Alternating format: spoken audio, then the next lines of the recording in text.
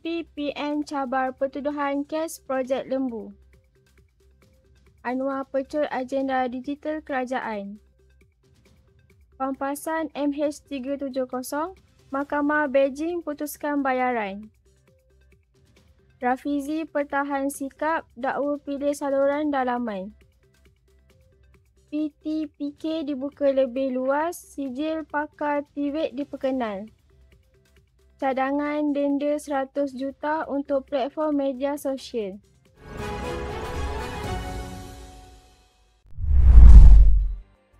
Ahli Parlimen Padang Serai, Datuk Azman Nasruddin memaklumkan beliau akan memfailkan permohonan di Mahkamah Tinggi bagi membatalkan pertuduhan bersubahat menerima suapan berjumlah 400,000 yang difailkan terhadapnya di Mahkamah Session Shah Alam.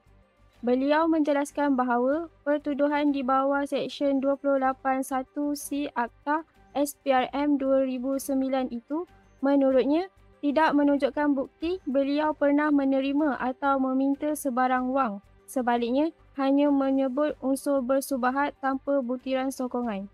Menurut Azman, pasukan peguamnya akan memohon agar pertuduhan itu diketepikan dan menyatakan kes tersebut akan ditentang sepenuhnya melalui saluran perundangan. Kenyataan itu dibuat selepas beliau selesai proses jaminan pada sebelah petang. Sebelum ini, beliau mengesahkan pernah ditahan SPRM berkaitan projek ternakan lembu Kerajaan Negeri Kedah dan memaklumkan bahawa statusnya berubah daripada saksi kepada tertuduh secara mengejut, yang menurutnya menimbulkan persoalan terhadap proses siasatan. Perdana Menteri mempengerusikan mesyuarat Majlis Ekonomi Digital dan Revolusi Perindustrian keempat negara yang menyaksikan beberapa keputusan penting diluluskan bagi mempercepat transformasi digital sektor awam. Datuk Seri Anwar Ibrahim memaklumkan bahawa kerajaan memperkukuh agenda pendigitalan menerusi penubuhan unit transformasi digital di setiap kementerian, mempercepat pendaftaran My Digital ID serta pembangunan My Government Malaysia sebagai gerbang digital berteraskan kecerdasan buatan. Kerajaan turut memberi keutamaan kepada peningkatan kualiti dan liputan internet di institusi pengajian tinggi awam serta pusat latihan kerajaan bagi menyokong pembelajaran digital yang lebih berkesan dan berterusan.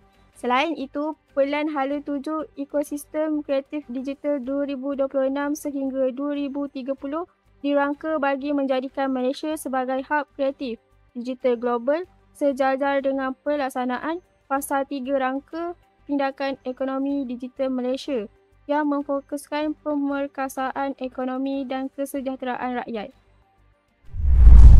Mahkamah di Beijing memutuskan Malaysia Airlines perlu membayar pampasan kepada keluarga 8 penumpang penerbangan MH370 lebih 10 tahun selepas pesawat tersebut hilang daripada radar.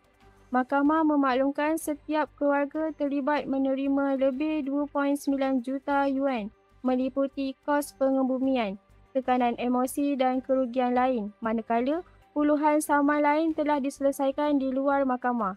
Pesawat Boeing 777 yang membawa 239 penumpang dan anak kapal itu dilaporkan hilang pada 8 Mac 2014 ketika dalam perjalanan dari Kuala Lumpur ke Beijing. Dan sehingga kini masih belum ditemui walaupun operasi pencarian besar-besaran telah dijalankan. Mahkamah turut menjelaskan bahawa beberapa kes masih belum diputuskan kerana ada keluarga mangsa yang belum melengkapkan proses pengisytiharan kematian. Sementara keputusan mengenai penyambungan semula pencarian pesawat itu telah disambut baik oleh pihak berkuasa China dan waris mangsa. Bekas Menteri Ekonomi Rafizi Ramli menjelaskan beliau membangkitkan kebimbangan mengenai pelbagai isu secara dalaman semasa masih berada dalam kabinet bagi menjaga adab dalam organisasi dan memberi ruang kepada pihak berkuasa bertindak. Beliau memaklumkan bahawa isu berkaitan SPRM, Setiausaha Politik Perdana Menteri dan beberapa individu lain telah disampaikan terus kepada Perdana Menteri kerana Beliau berpendapat kuasa untuk bertindak berada di tangan Presiden parti itu.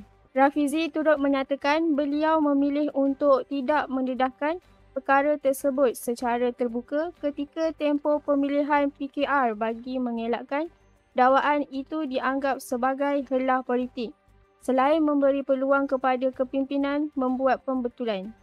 Selepas tidak lagi terikat dengan peraturan jemaah menteri, beliau menegaskan bahawa pergantian Ketua Pesuruhjaya SPRM dan tidak memperbaharui kontrak penyandang adalah langkah terbaik untuk menjaga imej dan kebebasan institusi tersebut. Kerajaan mengumumkan perluasan pembiayaan Perbadanan Tabung Pembangunan Kemahiran bagi merangkumi kursus antarabangsa dan program di bawah Badan Pengawal Selia Industri. Menteri Sumber Manusia Steven Sim memaklumkan langkah itu bertujuan untuk memastikan tenaga kerja negara memiliki tahap kemahiran setara piawai global melain memenuhi keperluan sektor teknikal yang semakin berkembang. Beliau menjelaskan pengiktirafan terhadap kursus regulator seperti Suruhanjaya Tenaga serta pensijilan antarabangsa akan meningkatkan kebolehpasaran graduate TVET dan membuka lebih banyak peluang peningkatan kemahiran tanpa kekangan keuangan. Dalam masa sama, kerajaan mengumumkan pengenalan sijil pakar Malaysia yang merangkumi 3 tahap baharu bagi mengiktiraf kumpulan tenaga mahir sekaligus menyokong pembangunan ekosistem TVET yang lebih moden dan berdaya saing. Seorang senator mencadangkan agar penyedia platform media sosial dikenakan denda sehingga RM100 juta sekiranya gagal mematuhi dasar had umur minimum 16 tahun untuk pembukaan akaun. Datuk Seri Aswil Pari berpandangan hukuman lebih berat perlu diperkenalkan kerana denda yang rendah tidak memberi kesan kepada syarikat besar. Selain keperluan mendesak untuk melindungi kanak-kanak daripada kandungan berbahaya. Beliau menegaskan ketiadaan kawalan umur mendedahkan golongan kanak-kanak kepada risiko seperti penipuan dalam talian, uli cyber, kandungan ekstrim serta manipulasi teknologi kecerdasan buatan.